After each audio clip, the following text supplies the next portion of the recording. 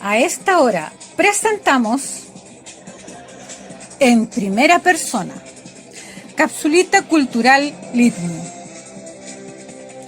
Desde la gestión de literatura de mujeres, trabajo realizado por Patricia Chacón Calderón desde el año 2011 a la fecha en la región de la Araucanía y a nivel nacional e internacional, presentamos la entrevista a la jueza jubilada y hoy poeta, señora Moraima Fajardo Aedo, radicada en la ciudad de Temuco.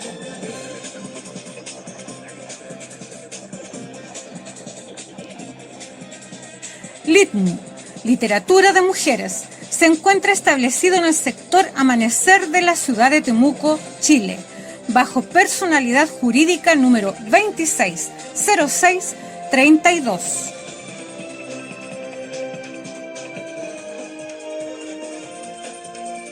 Litni, social, cultural y educacional.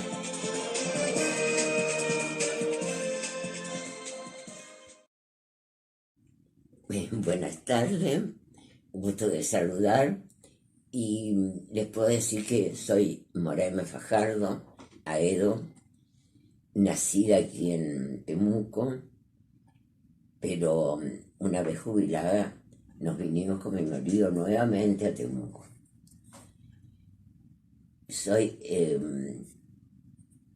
Desde niña me ha gustado la poesía. Tuve un tío que era poeta, Juan J. Hidalgo, de Victoria en ese tiempo.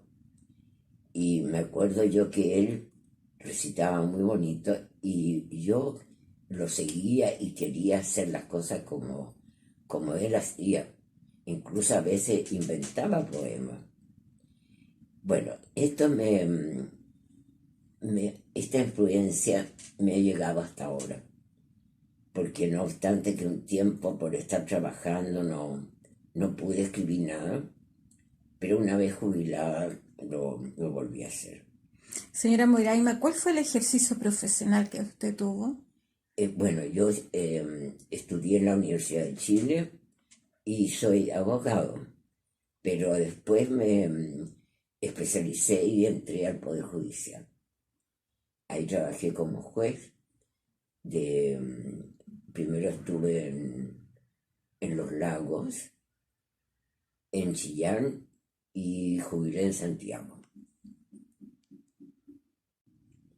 Buenas tardes, gusto de saludar y les puedo decir que soy Moraima Fajardo Aedo, nacida aquí en Temuco, pero una vez jubilada nos vinimos con mi marido nuevamente a Temuco.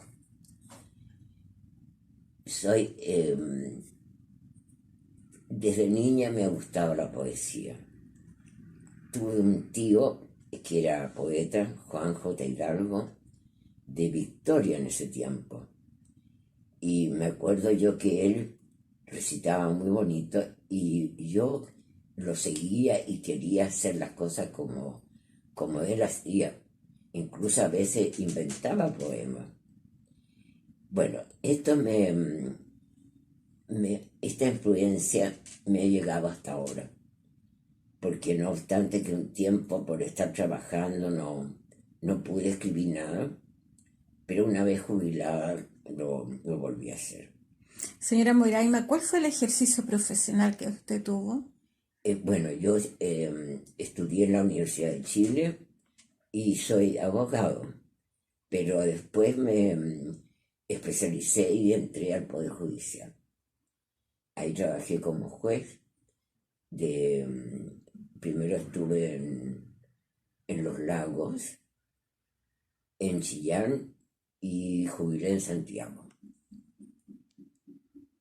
Señora Moraima, usted tiene mucho que contar respecto a la historia local durante el ejercicio de su profesión. ¿Hasta qué año ejerció usted? Yo trabajé hasta el año 82, 1982. Es decir, tiene un buen trecho de la historia de Chile en sus memorias. Sí, yo tengo 94 años. Claro.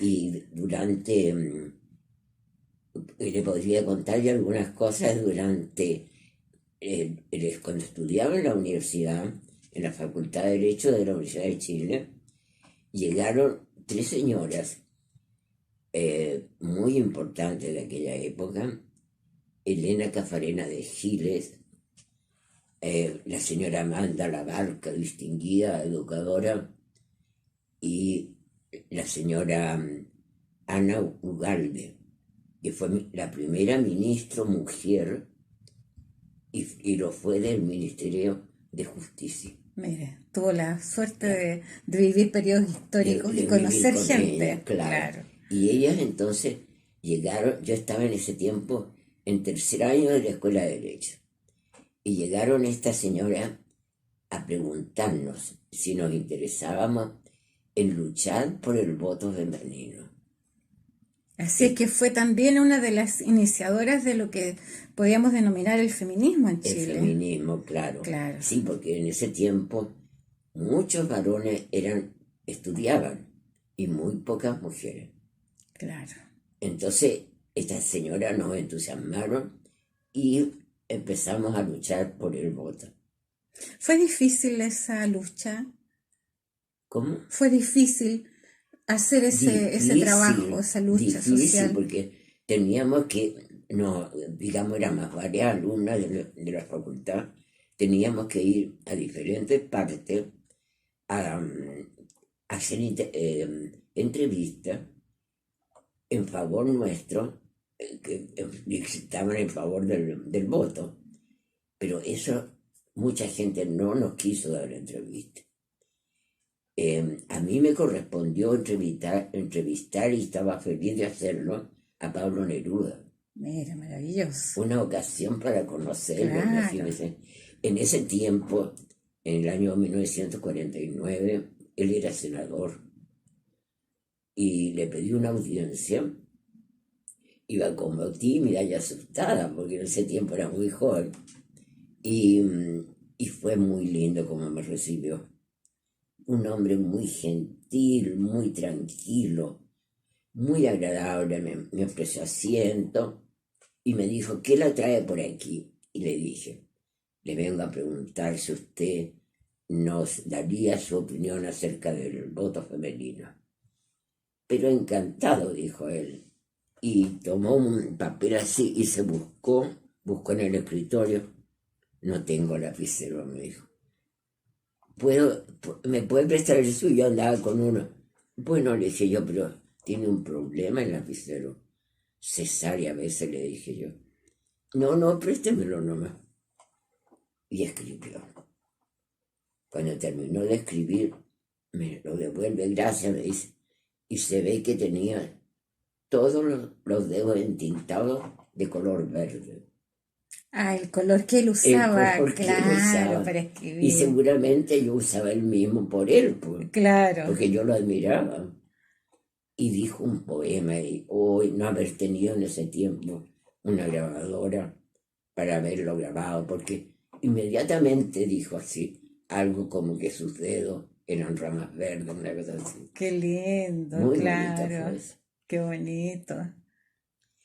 Eso lo leímos lo leí yo misma en la radio Bulnes de Santiago en ese tiempo. Así que se transmitió esta opinión que dio Neruda. Qué bonito. Por supuesto, a favor del voto femenino. Por supuesto, claro. Que sí. Señora Moraima, usted que estaba inmersa en este mundo ya de la intelectualidad nacional, porque no todos estaban en el plano de la lucha de los derechos sociales de las mujeres. Tengo entendido que usted trabajó su memoria o su tesis de grado en el área también, en una temática del tipo.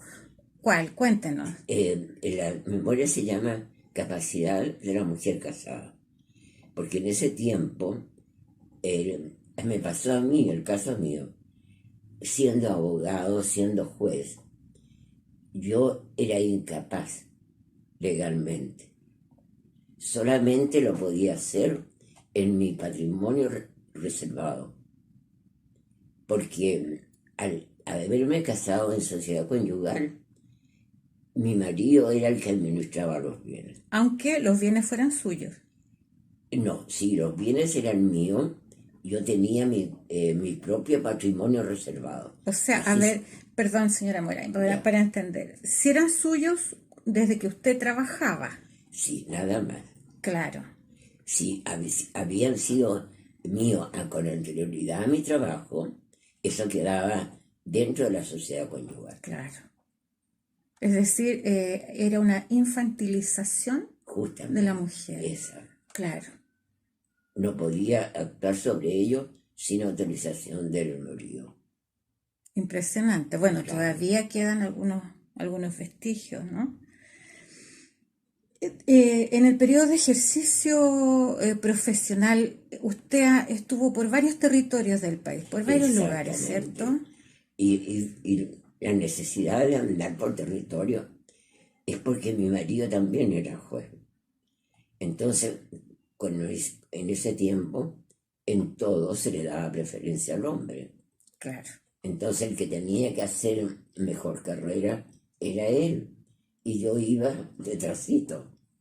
Pero a pesar de todo pude hacerlo, porque mi marido en ese sentido me dio mucho apoyo.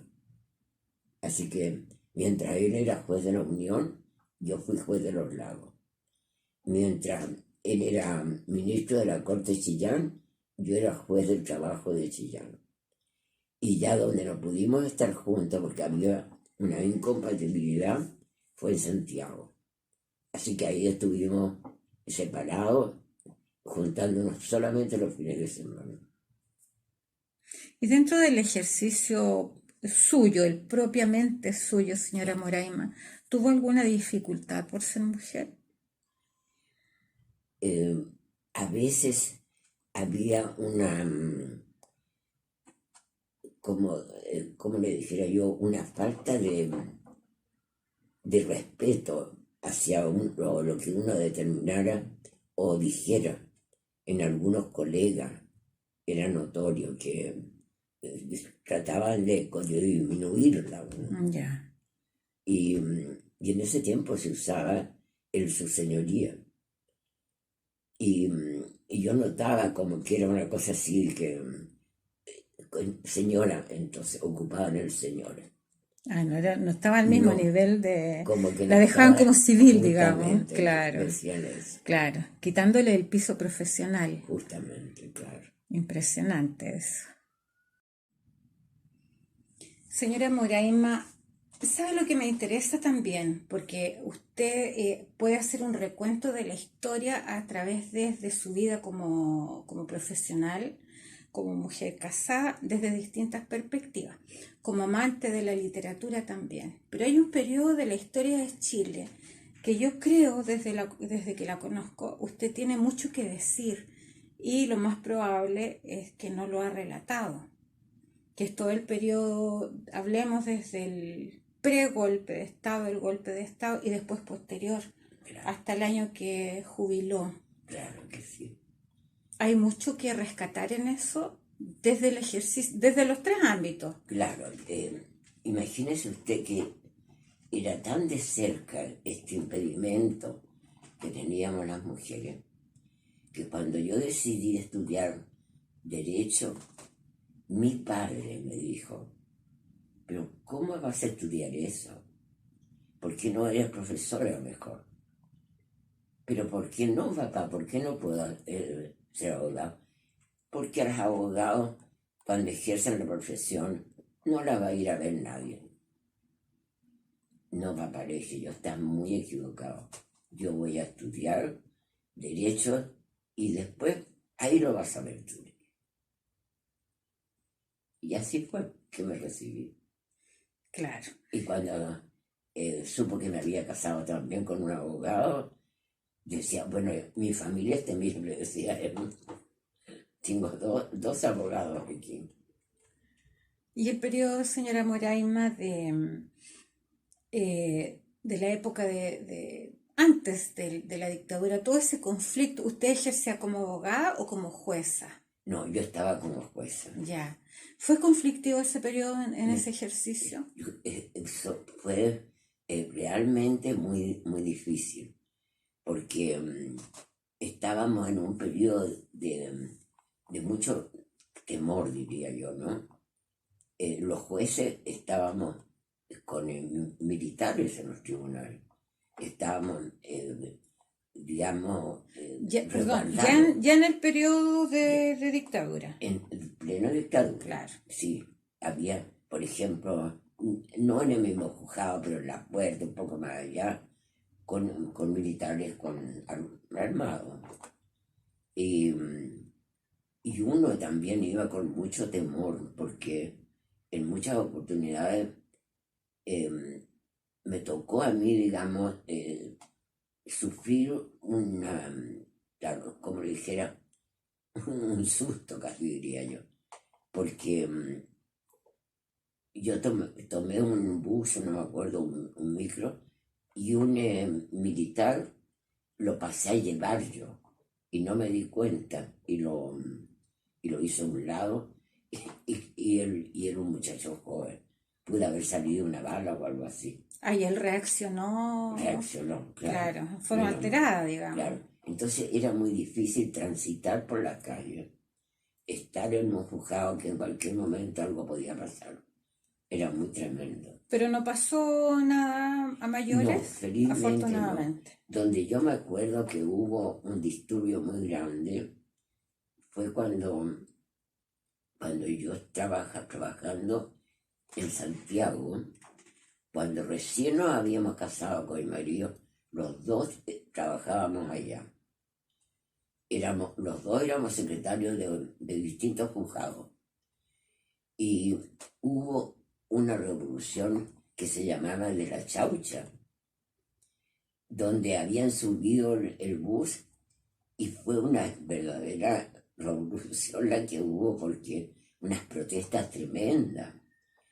Todos salimos con nuestros carteles, en fin, haciendo una y otra manifestación. Y ahí entonces ya corrieron balas. Yo me acuerdo que yo estaba tomándole declaración a un inculpado y tenía las ventanas abiertas.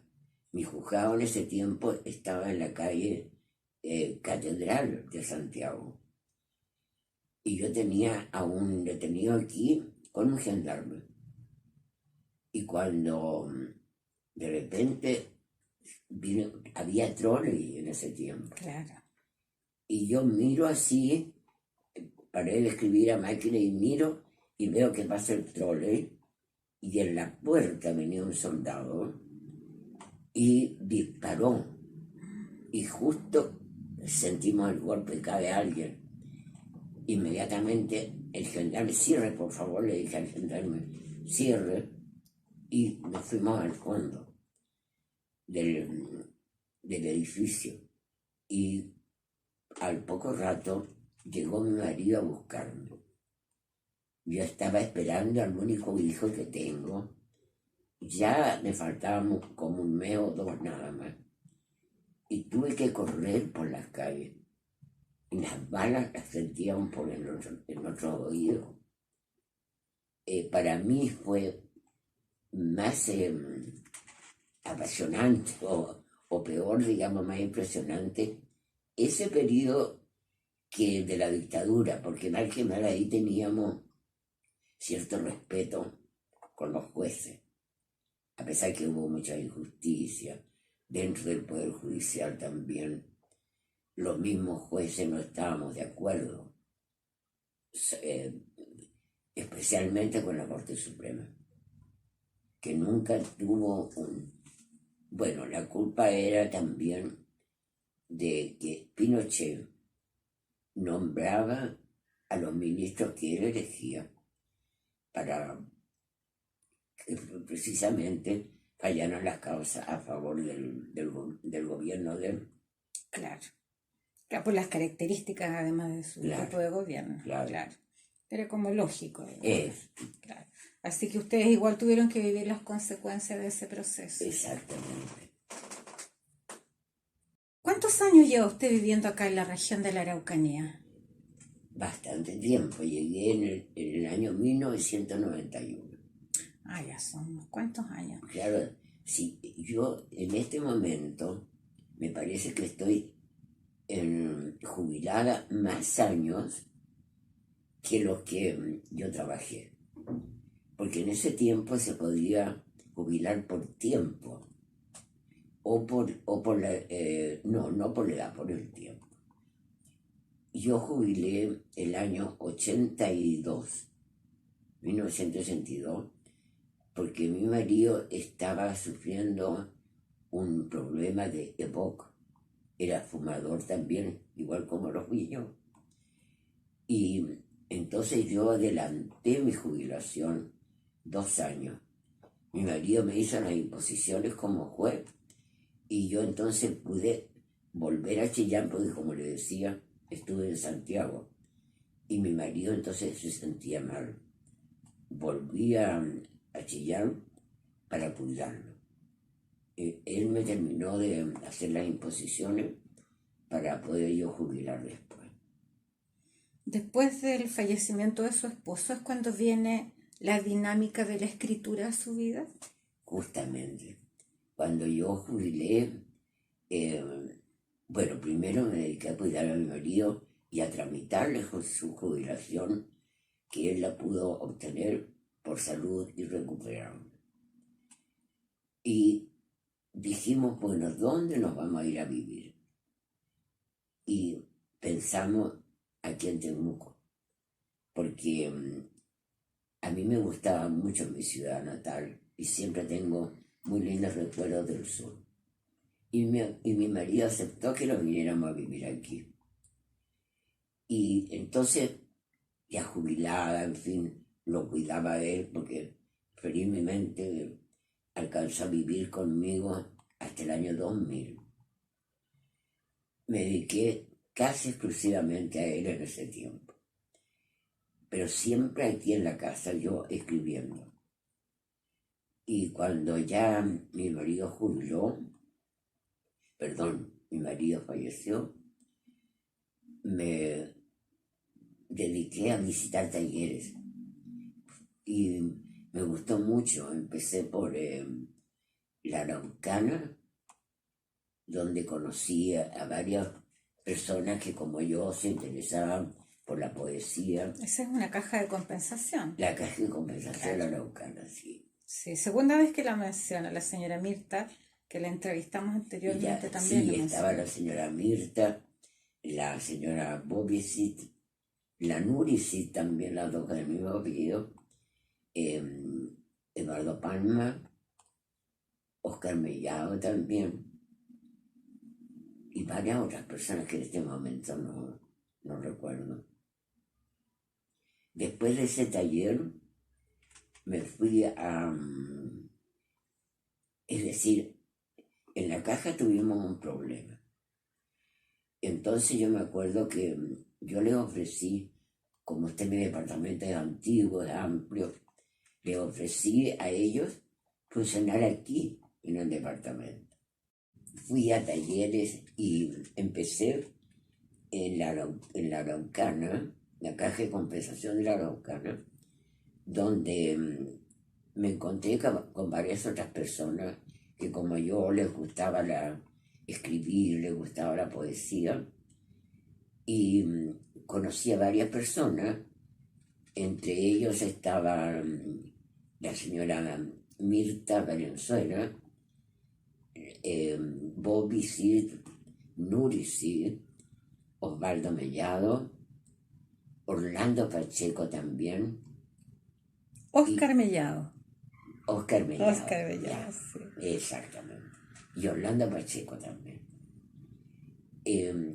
Ahí hubo un problema que no tuvimos una sede para funcionar. Entonces yo les ofrecí mi departamento porque aquí podíamos hacerlo. Y formamos un grupo que se llamó ANOVI. Orlando Pacheco fue el presidente de este grupo. Y ANOVI salió de un bichito que está entre los libros. Eso nos contó Orlando que es muy estudioso, y se nos ocurrió ponerle ese nombre que la gente pregunta qué quiere decir eso. Bueno, ese periodo terminó después por diversas razones y tomé un taller con Eugenia Toledo, poetisa ella, se ha desempeñado muy bien aquí en la zona, y este taller funcionó primero en Padre Las Casas.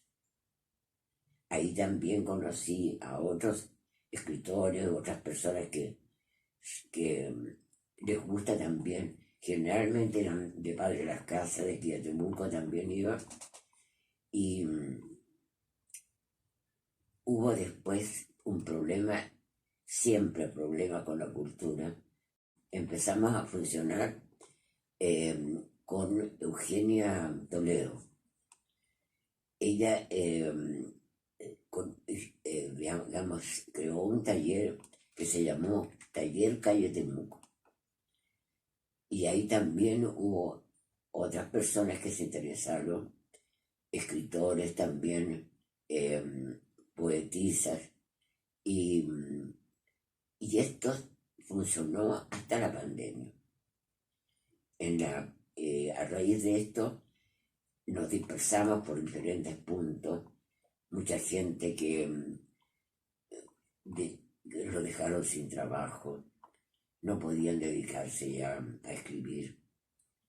Y bueno, nos separamos todos, encerrados en nuestras casas. Ahí yo escribí mucho sobre la pandemia. Me dolió mucho el pensar, por ejemplo, en el duelo de tantas personas que estaban sufriendo. Señora Moraima, tengo entendido que usted tiene publicado un libro, Sí, ¿cierto? así. Ese mismo era. Qué bonito. El futuro fue un sueño, el pasado, mis memorias. Qué bonito el nombre. Sí. ¿Por qué ese nombre, señora Moraima? Bueno, porque le iba a colocar simplemente mi memoria. Pero yo pensaba que escribir este libro no me iba a quedar con eso solamente, que quería seguir escribiendo.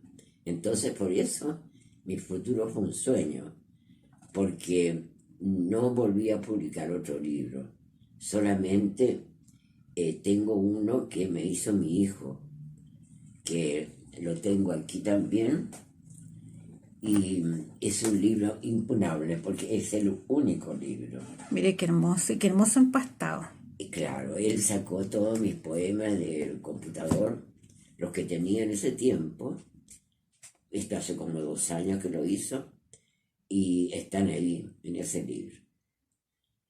El de publicar no lo deseo hacer otra vez, porque es difícil, es muy caro también, y por la edad que yo tengo, no creo que, digamos, si lo hago es para dejárselo a mi hijo y a mi familia nada más. Claro, no como para hacerlo público. No para hacerlo público. Ya, pero eso es una decisión suya. Exacto. Claro. ¿La temática suya se refiere a qué cuando escribe? ¿A vivencias personales, muy autobiográfico, como el autoliberador, o contextualiza en la historia local? ¿De qué trabaja usted en la Yo diría literatura? que no soy muy, digamos, escribir sobre mí, no. Lo hago a veces, muchas veces, pero más bien escribo sobre lo que digamos, sobre lo que a mí me apasiona, por ejemplo, la naturaleza. O sea, ahí soy muy lírica para escribir. También me gusta escribir sobre la actualidad o sobre cosas que pasan y que me llegan. Entonces, me gusta también dejar como una huella, que eso sucedió, y dejar una constancia escrita, ¿no? así. Claro, claro. Su propio testimonio, Sí, ¿cierto? un propio testimonio. Claro. Exacto. Claro, efectivamente es una huella, porque Claro. otras generaciones van a leer. Tiene toda la razón ahí, señora Moraima. Señora Moraima, en este periodo de pandemia que es dificultoso y todavía no pueden haber reuniones in situ, salvo algunas excepciones ahora último, ¿usted se mantiene vigente en el trabajo literario a través de Internet? Sí, sí, lo estamos haciendo, pero es un grupito muy especial. Somos solamente 3 personas. Ya, pero se mantienen activas. Nos mantenemos activas. Una de ellas es de Vancouver, la otra es de Buenos Aires y yo de Chile. Mire, qué bonito internacional. Claro, es muy curioso. Actuamos muy cómodamente. Generalmente cada una busca un tema sobre qué escribir. Estudiamos sí literatura bastante, sobre todo lo que es poesía, Ya, de las diferentes clases de poemas que hay. Y, o sea, hacemos, al mismo tiempo que escribimos, un estudio literario. claro. Luego después también escribimos prosa, y en la prosa vamos colocando un tema. Y las 3 debemos trabajar el mismo tema. Y ahí vemos cómo pensamos las personas, tan diversas, cómo cada uno lo toma desde un distinto punto de vista. Claro, las interpretaciones. Claro, una interpretación. Señora Moraima, a propósito de esto, ¿es importante asistir a talleres literarios? Yo lo considero importante cuando las personas aficionadas como soy yo, no tenemos como un incentivo al estar ahí. Entonces es una entretención del punto de vista social también. Claro. Y, y es muy agradable conocer a personas que piensen como uno o que sientan la poesía como uno. Y es un proceso de aprendizaje. Claro, exactamente, Claro. es un aprendizaje. Claro, porque usted tiene más de 90 años, señora Moraima, que no se le notan además, pero es una evidencia de que la persona siempre está aprendiendo. Siempre aprendiendo, porque es algo que a mí me gusta en el computador, busco mucho conocimiento. Como me gusta la literatura, leo mucho sobre escritores. Estoy constantemente leyendo, buscando poesía también.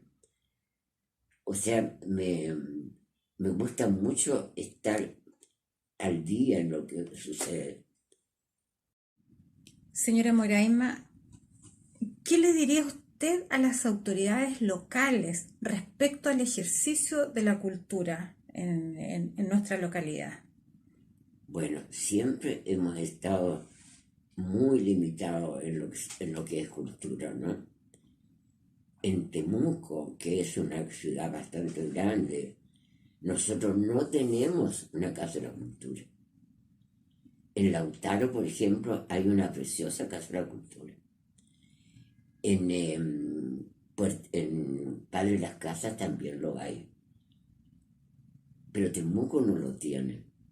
Entonces yo le pediría al alcalde, a las municipalidades o al Ministerio de la Cultura que nos ayude aquí en Temuco a tener una sede donde podamos hacer talleres, podamos hacer también talleres de tipo artístico, en fin, donde reine la cultura, tener una casa de la cultura. Eso sería muy bonito para Temuco, para incentivar, porque mucha gente aquí en Temuco escribe, pero no los conocemos. Entonces poderlos reunir en un lugar como ese, una sede que la sintamos nuestra y que no tengamos que andar con los talleres porque se limitan de un lugar a otro, tener un lugar de reunión. Señora Moraima, ¿cuál es la receta para vivir mucho? Me parece a mí que tenemos que ser sociables en primer lugar. Bueno, también depende de la personalidad y del carácter que uno tenga. Pero a mí me gusta mucho conversar con las personas, sentirlas cerca. Por eso es que la pandemia me hizo tan mal, porque estuve totalmente sola. Felizmente yo vivo con mi hijo, que es viudo. Estuve alejada de mis amigas, solamente nos comunicábamos por el celular. Pero realmente la conversación es muy importante, esa cercanía humana en que nos transmitimos sentimientos, hay una especie de calor entre las personas. Que no lo cambia el internet. No lo cambia No, Internet. ¿cierto? No es lo Nunca es mismo. como cuando estamos frente a frente como ahora. Claro. Y lo otro, señora Moraima, yo recuerdo que usted es una persona muy activa, usted practicaba tai chi. Sí, practiqué Tai Chi hasta la pandemia, Claro, porque he tenido numerosas caídas que me impiden ahora hacer ejercicio. claro. Y viajaba también, recuerdo que viajaba Sí, mucho. viajé. Después de jubilar, con mi marido habíamos pensado hacer viajes, pero como él estaba delicado de salud, no lo pudimos hacer. Pero ya una vez que él falleció, él mismo me decía, no dejes de viajar, eso es lo que queríamos hacer. Hazlo con tu hijo y con tu nuera, me decía. Y así lo hicimos. Viajamos, primero conocimos Chile. Claro, Es lo primero que hicimos, porque nuestro Chile es lo más hermoso que hay. Tanto hermosura hay en el norte, en el desierto, como la que tenemos nosotros acá en el sur. Después fuimos a Europa.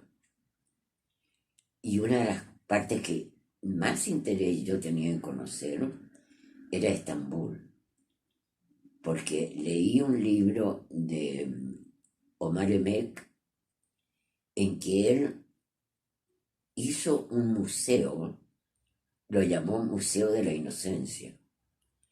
Y este libro lo leí yo y me impactó mucho, porque una vez que, bueno, es una historia de amor muy bonita, muy dramática, y una vez que el autor terminó de hacer este libro, juntó objetos, todo aquello que unió ese amor, incluso hasta las colillas de cigarrillo que fumaron juntos. Y cuando fuimos a Estambul, lo primero que le pedí a mi hijo y mi nuera que me acompañaban, ir al Museo de la Inocencia. Y fui con mi libro. Y entré, y al verme con el libro no me cobraron la entrada. Y empezamos a ver 49 o 43 capítulos tiene el libro. Y esa misma cantidad hay de vitrinas, donde está cada capítulo desarrollado. Cuando terminé de hacer este recorrido, me acuerdo que me senté y pensé, nunca había visto un libro leído, qué ni lo había hermoso. sentido. Claro, qué bonito. Fue realmente emocionante para mí. Claro. Pero cuando no tenemos la posibilidad de viajar, señora Moraima, los libros nos sirven para viajar. Mucho. Con los Claro, libros viajamos y estamos en lugares hermosos en todas partes. El mismo autor nos va llevando a distintos lugares o distintos sentimientos. Nos dejamos, bueno, llevar por el camino que nos lleve el autor. claro. Maravilloso. Muchas gracias, señora Moraima. Señora Moraima, para cerrar esta entrevista, me gustaría que usted entregue un mensaje a las generaciones más jóvenes respecto al quehacer cultural. lo primero que yo les diría a los jóvenes es que no dejen el libro. El libro que uno toma, que tiene en sus manos, que a uno le agrada enormemente poder continuar y seguir sus líneas, es mucho más interesante que leer un libro por internet. En internet es frío, en cambio el libro uno lo tiene en su mano. El formato papel, como Exactamente, se dice, está claro. tomando papel. Entonces, yo les aconsejaría a ellos que primero leyeran mucho, tuvieran conocimiento de lo que fue nuestro pasado inmediato, lo que es ahora y qué esperan para el futuro.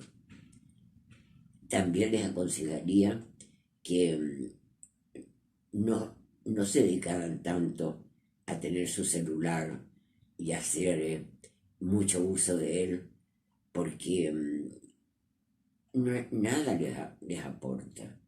Para comunicarse sí está muy bien, pero desde el punto de vista cultural a veces no es tan interesante.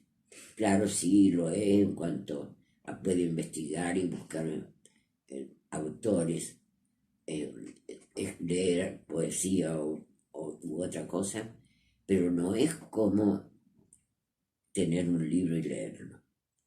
Señora Moraima, cuando usted dice del libro, ¿se refiere exclusivamente a autores consagrados o también usted recomienda la lectura de autores locales, Sí, yo de barrio, por recomiendo, ejemplo? claro, Jorge Teillier, eh, bueno, aquí tenemos varios, pero Claro, uno se le va el nombre, ya, pero por ejemplo, a ver, hagamos memoria. Entre los varones de aquí de la Araucanía, sí, hay varios escritores. claro, tenemos a Jorge Teillier, es uno. Eh, yo lo que digamos, le hablaba antes sobre las personas que pertenecían al taller también. Por ejemplo, Claro, claro. por ejemplo, está Oscar Mellado, que ya ha editado 2 libros. eh, Creo que va a ser un tercero. Está Guillermo Loz, que también ha escrito libros. Y lo más lindo que también él está haciendo teatro. Además, claro. Una cosa que yo lo felicito por eso. Y tenemos, ya nombrábamos a la señora Mireya, que tiene una linda poesía, Y próximo a publicar también. igual que Bobby Seale también. También, sí. Claro, que escriben son muy poetisas, muy sensibles, muy lindo lo que hacen. Sí, es decir, en Temuco mismo como Ya, ciudad y en la región en general hay producción cultural para leer que se puede recomendar. a ¿Sí? ver, ¿Dice usted? a ver, espérate, ayúdame a recordar porque no. Por ejemplo, bueno, ya nombramos a ellos, pero Eugenia Toledo, Carlos Grey, Ah, em, ya. Bueno, la misma Eugenia Toledo, claro. Ella ha hecho un libro últimamente muy bueno que se llama Vida Rodada. Está dedicado a todos los femicidios que se han producido últimamente. Son poesías desgarradoras cada una y están basadas cada una en un hecho real. Conjuntamente con Carlos Gray escribió ella este libro. Cada uno de los poetas lo hace en su propio estilo. Y a raíz de esto han hecho una obra artística muy bonita donde han actuado una señora que pinta muy lindo, que les ha hecho unos telones de representación.